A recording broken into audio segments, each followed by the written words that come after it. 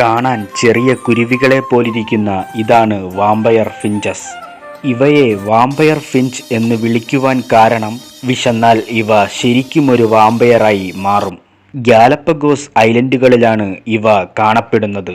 വേനൽക്കാലത്ത് ഭക്ഷണത്തിൻ്റെയും വെള്ളത്തിൻ്റെയും ലഭ്യത കുറയുമ്പോൾ ഇവ നസ്ക ബൂബീസ് എന്ന കടൽ പക്ഷികളുടെ ശരീരത്തിൽ മുറിവുണ്ടാക്കി രക്തം ഊറ്റിക്കുടിക്കാറുണ്ട്.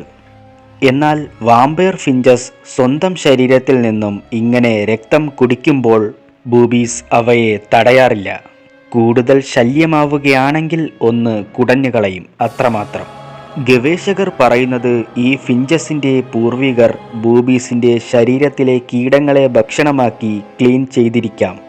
അത് ഇപ്പോഴും തുടരുന്നു എന്ന് കരുതി ബൂബീസ് ഫിഞ്ചസിനെ ഒരു അപകടകാരിയായി കാണുന്നില്ലായിരിക്കാം എന്നാണ്. എന്നാൽ വരൾച്ച കൂടുമ്പോൾ രക്തം കുടിക്കുന്നതും കൂടുന്നു. ചിലപ്പോൾ കൂടുതൽ ഫിഞ്ചസുകൾ ഒരു നസ്ക ബൂബിയിൽ നിന്ന് തന്നെ രക്തം കുടിക്കും. ഇത് ബൂബീസിന് സ്കിൻ ഇൻഫെക്ഷൻ വരുത്താറുണ്ട്.